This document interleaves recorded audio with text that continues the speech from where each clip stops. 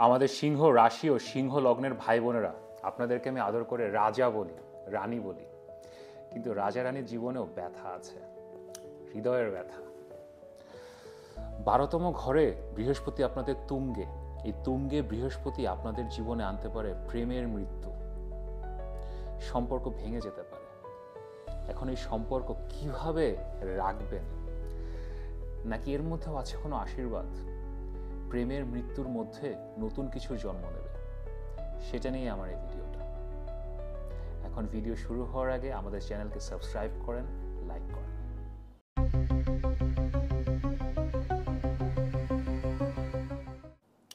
আমি মাহা, আর আপনারা দেখছেন আমাদের channel Maha, your astrologer from Bangladesh.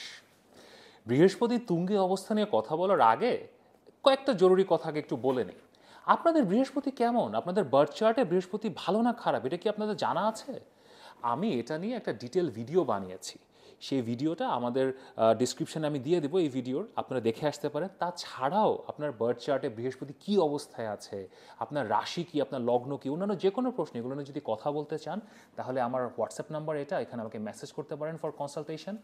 আর এটা ছাড়াও বৃহস্পতি যখন তুঙ্গে যায়, এখন মাত্র 49 দিনের জন্য যাচ্ছে, 2026 সালেও যাবে, 2027 সালেও যাবে।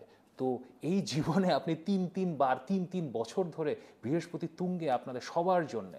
তো এখন তো এই ভিডিওতে আমি স্পেসিফিক্যালি আপনাদেরকে বলছি, বাট ইন জেনারেল এটা জীবনকে কীভাবে ইম্প্যাক্ট করে, আমাদের সবাইকে কীভাবে ইম্প্যাক্ট করে, এটা নিয়ে আমি একটা ভিডিও বানাবো। তো চ্যানেলকে সাবস্ক্রাইব করে রাখেন যাতে ওই ভিডিওটাও দেখতে পারেন। তো এখন আর কথা না বাড়িয়ে, বৃহস্পতি তুঙ্গে আপনাদের জন্য কি আশীর্বাদ অথবা অভিশাপ নিয়ে আসছে, সেটা নিয়েই আমাদের ভিডিওটা। লিও পিপল, আমাদের সিংহ রাশি, সিংহ লগ্ন, আমাদের রাজা, আমাদের রানী কেমন আছেন? একটু ডিফিকাল্ট বিষয় নিয়ে আজকে আসলে কথা বলতেই হবে। আপনাদের 12তম ঘরে 18ই অক্টোবর বৃহস্পতি যাচ্ছে, তুঙ্গে অবস্থায় যাচ্ছে। এখন 49 দিনের জন্য থাকবে, ডিসেম্বরে বের হয়ে আসবে, এবং আবার 2026-এও থাকবে, 2027-এও থাকবে। এই তুঙ্গে অবস্থার বৃহস্পতি আসলে বেশ কিছু জিনিস আপনাদের জীবনে নিয়ে আসবে। এখন প্রেমের মৃত্যু, প্রেম আসলে কি? প্রেম একটা অনুরাগ থেকে তৈরি হয়, তাই না? কাউকে দেখে ভালো লাগলো, কামনা বাসনা, সেখান থেকে তো আসলে প্রেম তৈরি হয়। এবং প্রেম আস্তে আস্তে বাড়ে, প্রেমেরও বয়স বাড়ে, প্রেমও বড় হয়, বাচ্চা থেকে বড় হয়, কৈশোরে আসে, এবং সেটার একটা ট্রান্সফরমেশনের মধ্যে দিয়ে প্রেম আসলে যায়। বৃহস্পতি এমন একটা গ্রহ, বৃহস্পতি আসলে এই ট্রান্সফরমেশনটাকে ত্বরান্বিত করে। বৃহস্পতি প্রেমকে বড় হতে বলে। এখন প্রেমের বড় হওয়া কি? প্রেমকে দায়িত্ব নিতে হবে। আপনার একটা ছেলেকে দেখে খুব ভালো লেগেছে, ঠিক আছে, আপনি তার জন্য সুন্দর করে সাজগোজ করে বের হয়ে যাচ্ছেন। আপনার একটা মেয়েকে খুব পছন্দ, তাকে আপনি এখন 2 দিন বাইরে খাওয়াচ্ছেন, একটা গিফট কিনে দিচ্ছেন, তার সাথে প্রেমের কথাবার্তা বলছেন, ঘুরছেন ফিরছেন, ঠিক আছে, দ্যাট ইজ ভেরি ইম্পর্ট্যান্ট। কিন্তু এটাকে বড় হতে হবে, এটাকে দায়িত্ব নিতে হবে, এটাকে সামনের দিকে চিন্তা করতে হবে।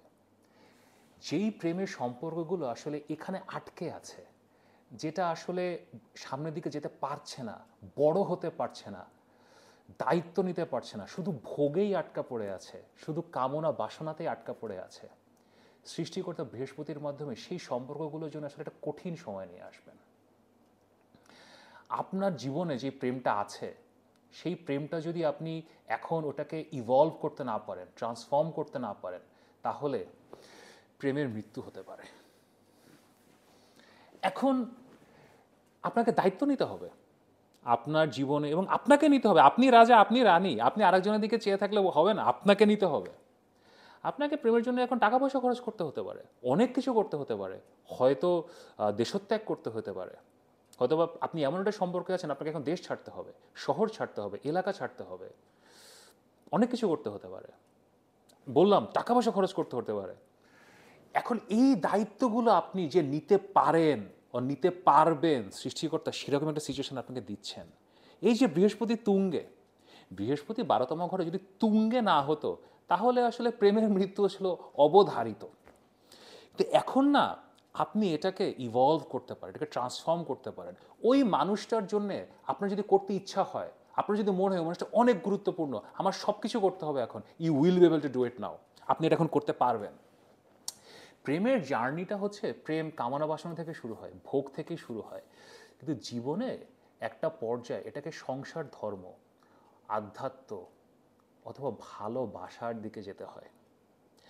প্রেমের মৃত্যু তখনই হয় যখন প্রেমটা আসলে আর ভালোবাসার দিকে যেতে পারে না, এটা শুধুমাত্র ওই ঘোরাফেরা খাওয়া দাওয়া এর মধ্যে আটকা পড়ে থাকে। বৃহস্পতি এখন আপনাকে টেস্ট করবে, সৃষ্টিকর্তা আপনাকে টেস্ট করবে বৃহস্পতির মাধ্যমে। আপনি কি প্রেমকে ভালোবাসায় রূপান্তর করতে পারবেন কিনা, আপনি কি সংসার ধর্মের দিকে যেতে পারবেন কিনা। যদি যেতে পারেন, সৃষ্টিকর্তার আশীর্বাদ আপনাদের সাথে থাকবে। আপনারা যারা অলরেডি ম্যারিড, যারা সংসার ধর্মে আছেন, তাদের জীবনে কি হবে? তাদের জীবনে কি প্রেমের মৃত্যু হবে? তাদের জীবনে ভালোবাসার কি হবে?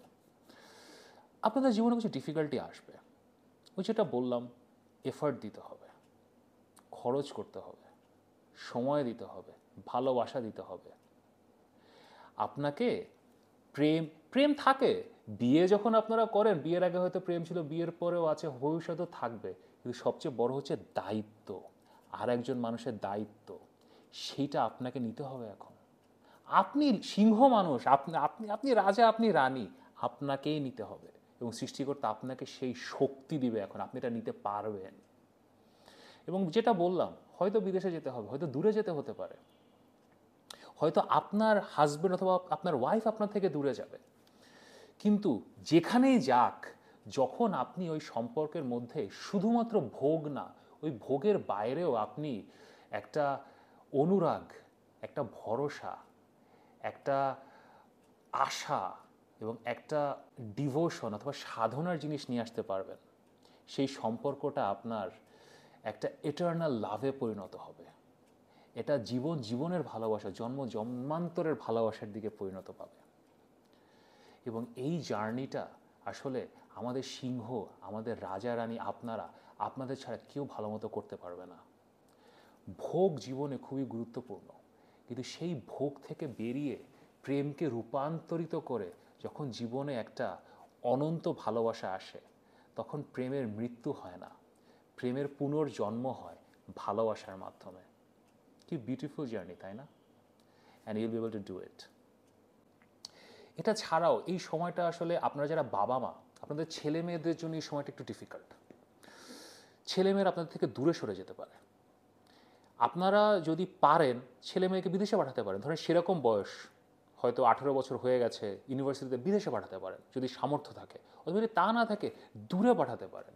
যে যেই শহরে থাকে কোনো বোর্ডিং স্কুলে অথবা দূরে কোনো ইউনিভার্সিটি কলেজে ভর্তি করলেন, আপনার থেকে যখন দূরে যে সে যাবে, তার উপর এগেইন সৃষ্টিকর্তা আশীর্বাদ করবে বৃহস্পতির মাধ্যমে।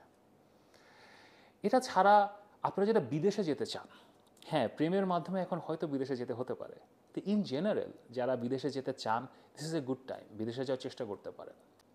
যদি ভিডিওটি ভালো লাগে, চ্যানেলকে সাবস্ক্রাইব করেন এবং ভিডিওটি লাইক করেন। আমার শুভকামনা আপনাদের জন্য।